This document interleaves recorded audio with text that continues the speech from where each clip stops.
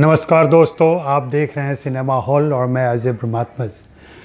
आज मैं film industry की एक ख़ास प्रवृत्ति के बारे में बात करूंगा और यह प्रवृत्ति है कि सारी मशहूर हस्तियां अपने जीवन संध्या में कहीं न कहीं तकलीफ़ से गुजरती हैं और कुछ की ज़िंदगी में तो इतनी तकलीफ़ बढ़ जाती है, गरीबी, फटेहाली, मजबूरी, जिसकी वजह से उनकी चर्चा होती है और उनके बारे में हम जान पाते हैं और फिर तकलीफ़ महसूस करते हैं यह जानने के बाद कि जिसने पूरी ज़िंदगी हमारा मनोरंजन किया, हमारे लिए सब कुछ दांव पर लगाया, मेहनत की, फिल्में दी हमें, और वो अपने अंतिम समय में इतना अकेला कैसे हो गया।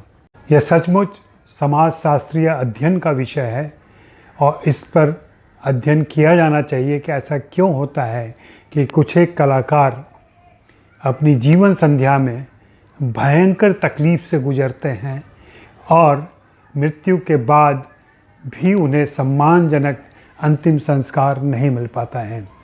ताज़ा घटना वनराज भाटिया की है।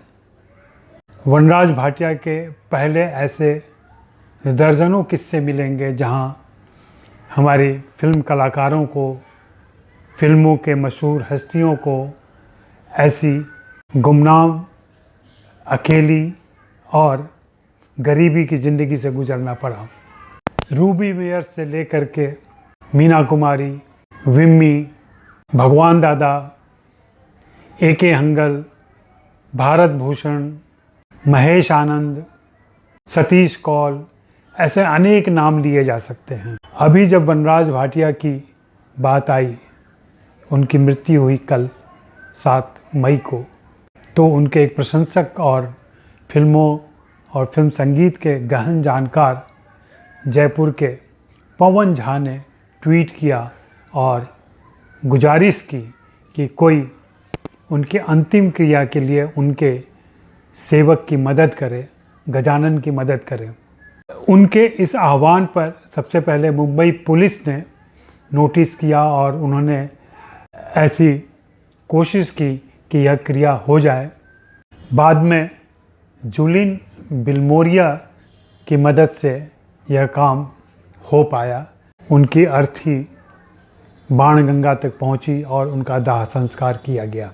वनराज भाटिया के बारे में आपको मालूम होगा, कल से आज तक बहुत कुछ लिखा जा चुका है उनके बारे में, सोशल मीडिया से लेकर पत्र पत्रिकाओं तक में। पैरेलल सिनेमा के विलक्षण संगीतकार रहे। उनके बारे में कहा जाता है FTI से आया कोई भी ग्रेजुएट नया फिल्मकार उनसे संपर्क करता था, उनको अप्रोच करता था, अपनी फिल्मों में संगीत दिलवाता था और यह आश्वासन देता था कि अभी तो हमारे पास पैसे नहीं हैं, लेकिन जब हमारे पास पैसे आएंगे, हम मशहूर होंगे, तो हम आपको ज़रूर देंगे। लेकिन वनराज भाटिया के जीवन में ऐसा कभी कोई वक्त नहीं आया। कुछ लोग उनके साथ हमेशा काम करते रहे, जैसे कि श्याम बेनेगल।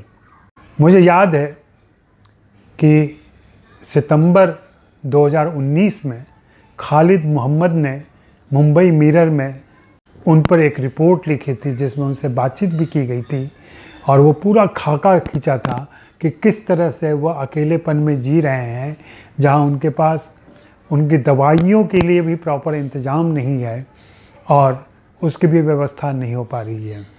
तब उनका सेवक सुजीत कामटी था, जो बिहार का रहने वाला था, जो पिछले कई साल से उनके साथ काम कर रहा था। वह पूरे परिवार को छोड़कर उनकी सेवा में इसलिए लगा हुआ था कि वह उन्हें अकेला छोड़कर कैसे चला जाए। तब उनकी उम्र 92 साल थी। 92 साल के बुजुर्ग इस विलक्षण संगीतकार के जीवन में ऐसा क्या हुआ था कि वे इतने अकेले पड़ गए थे। सचमुच में इसका अध्ययन किया जाना चाहिए।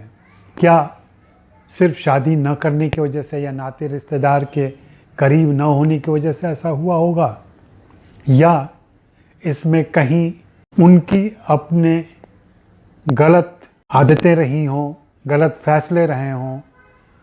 जैसे वनराज भाटिया के पास जो रकम थी, जो निवेशित रकम थी, वह उन्होंने इसी सदी के शुरुआत में शेयर बाज़ार में खो दिए थे। दांव लगाया था, दांव काम नहीं आया और सारे पैसे खत्म हो गए।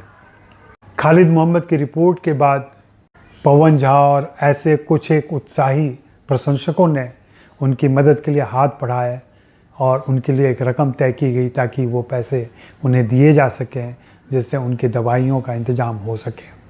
नेपियन सी रोड में वो रहते थे और अपने सेवक के साथ रहते थे। अभी उनका केयर टेकर गजानन था और वहीं उनकी मौत हुई। वनराज भाटिया जैसे किस्से बहुत सारे हैं फिल्म इंडस्ट्री में, और अफसोस की बात है कि ये जो हमारे सांस्कृतिक धरोहर हैं, जीवित धरोहर हैं, इनकी देखभाल के लिए, इनके संरक्षण के लिए, इनकी सुरक्षा के लिए सरकार और संस्थाओं की तरफ से कोई पुख्ता व्यवस्था नहीं की जाती।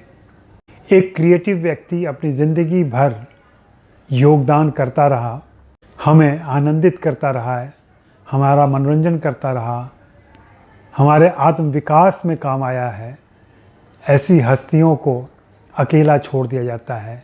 के.एन. सिंह की जीवनी में पढ़ रहा था, उनके पास ऐसी गरीबी नहीं थी, लेकिन अंतिम दिनों में वे इंतज़ार करते थे कि कोई आए उनके पास, कोई मिलने आए।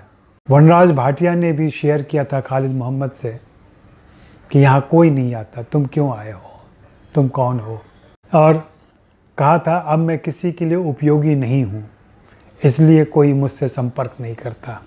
क्या परिवार में, समाज में, देश में ऐसे बुजुर्गों को यूं अकेला छोड़ दिया जाए?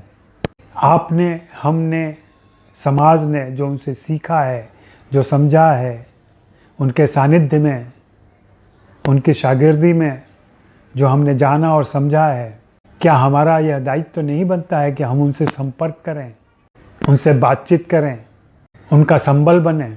खास करके इस महामारी के दौर में जब सभी अपनी ज़िंदगी से जूझ रहे हैं, वैसे समय में तो इसकी ज़रूरत ज़्यादा महसूस होती है कि आप जिसके शागिर्द रहे, आपने जिससे सीखा, आपने जिसके काम को पसंद किया, आपका जिससे मनोरंजन हुआ, उनकी खोज खबर लें, उनसे बातें करें, उनकी चिंता करें, उनके ज़िंदगी का ख्याल करें। मर जाने के बाद छाती पीटने से कोई फ़ायदा नहीं होता।